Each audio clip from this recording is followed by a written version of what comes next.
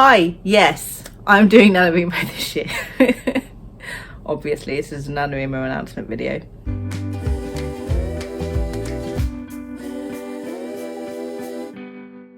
Hello everyone, it's me Sarah, welcome back to my channel. It is finally that time of year. It has at last arrived. It is Preptober, at least it will be tomorrow. Today I am very excited to finally announce the projects that I'm going to be doing for NaNoWriMo this year, my goals that I'm going to be partaking in, and a little bit about Preptober, because let's face it, Preptober comes first. Oh, I'm so frazzled. This is officially going to be the last time that I'm writing anything new for NaNoWriMo. The time has come, I think, to stop writing new and start rewriting old, or at least putting more of a focus on all of the things I already have done. So next year it's going to be rewriting and just what I basically do for the rest of the year. But I'm going all out for this final new draft writing year for NaNoWriMo, and don't judge me. What am I doing for NaNoWriMo this year? The goal is to do 100,000 words for NaNoWriMo this year. Not 50,000, no, that's too easy. We're doing 100,000 words. It's not like I haven't attempted to do 100,000 words before. I did try this last year, in fact. I managed to write 95,000 words. Only because I got sick during the last week of NaNoWriMo, okay? If I hadn't have gotten sick, I would have hit the full 100k. So you know what? We're going to do it again this year. This is where the bad idea part comes in. Is this the worst decision I've ever made?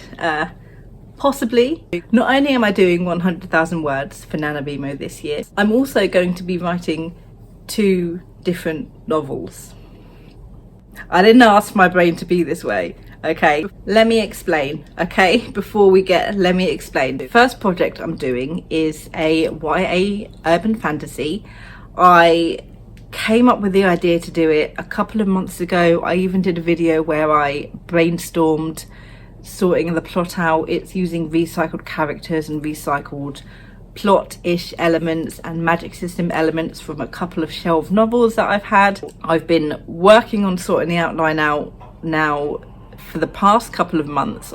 This is the one I've complained about tons over the past few weeks, and I had in my head, this is great, this is going to be the final novel that I work on. This is my NaNoWriMo project, and for the past few weeks I have been saying as such. But little old me had a little secret. A couple of weeks after I decided that I was going to do this YA project for NaNoWriMo, this would be back in June, July, I watched one of Lindsay Puckett's videos. I can't remember which one it is for the life of me. I know she was talking about her querying process, and she was talking about her middle grade novels that she's writing. And I was like, oh, middle grade. I've been meaning to write a middle grade. You know what?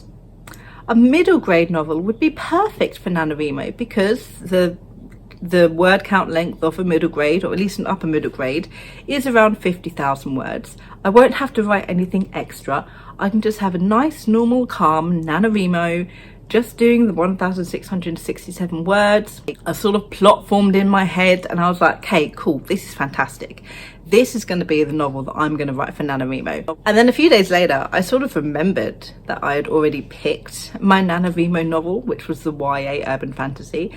And I was like, oh no, what am I going to do now? And then my brain was like, why don't you just do both? And I was like, okay.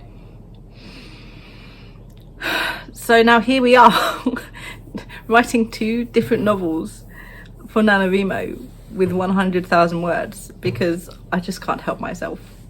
Go big or go home.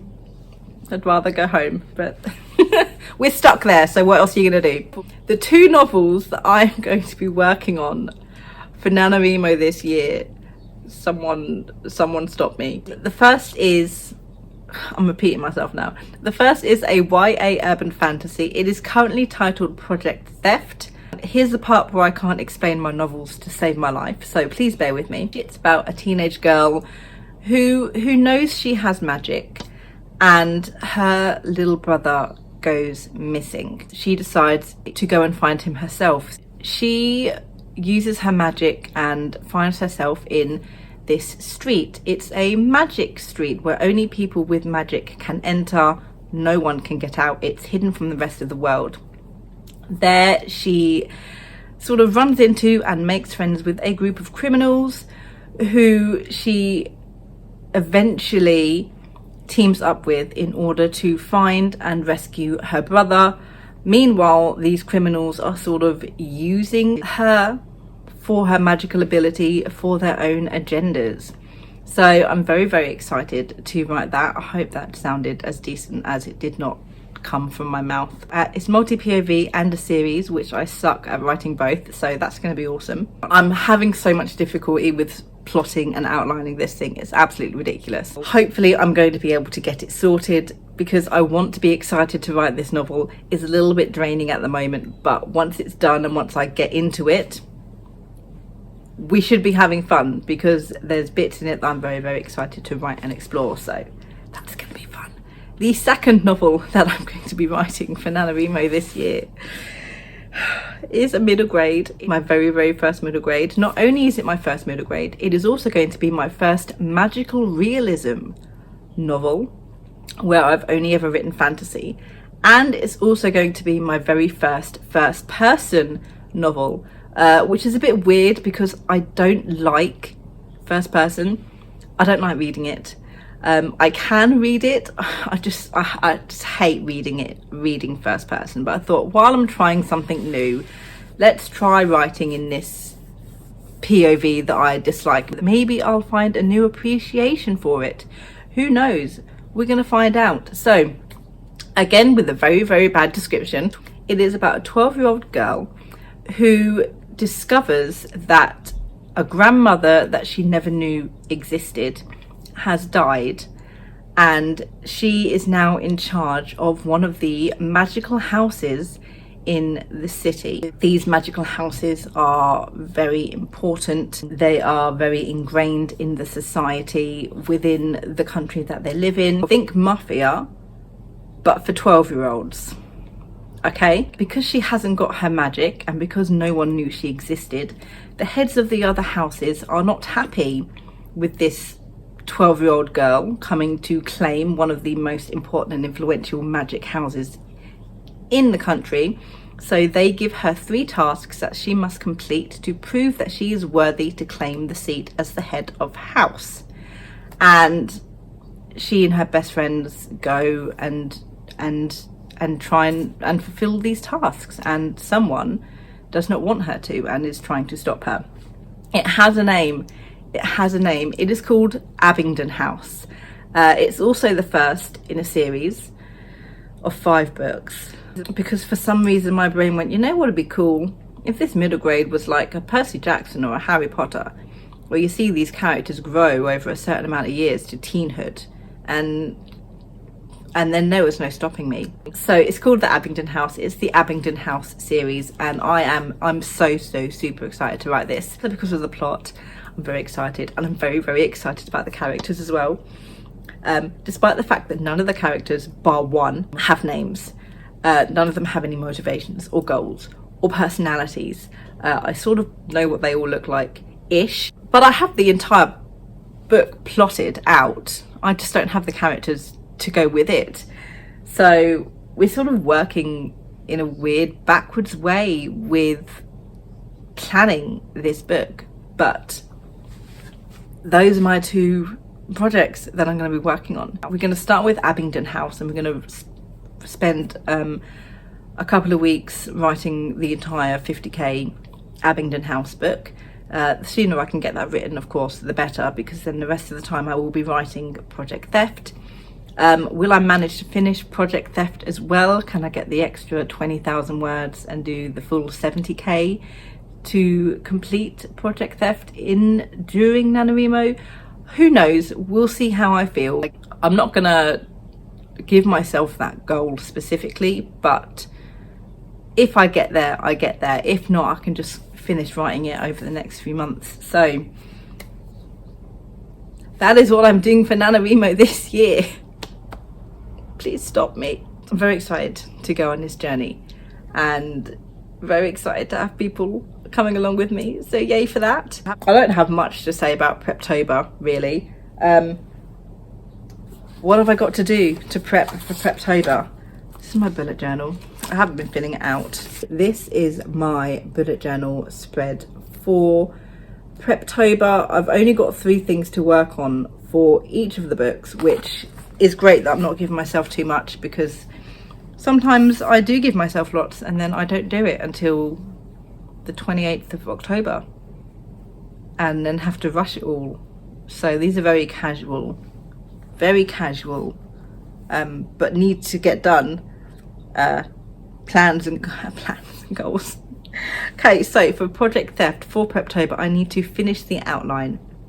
There's still a few gaps in the first act which I haven't outlined whatsoever, to set the story up and to set the few characters that we see at the beginning set up. So that I definitely need to focus on. I would also like to bullet point all of the chapters or all of the scenes, because I'm planning it by scene, not by chapter. Want to get all of those bullet pointed so I know what is contained in each of those scenes. And I also want to do a story map, which is very, very exciting, because there are a lot of plot threads with all of the different characters, which they learn different pieces of information at different times, and you know, their subplots are going on and interrelate and integrate with the main plot occasionally. So I need to make sure that is all sorted out, because it's a sort of fantasy heist mystery sort of thing going on. I need to get the story straight so there's no plot holes or anything confusing going on in there, because I think if I write it confusing, it's going to take a little bit longer for me to revise it to not be confusing later.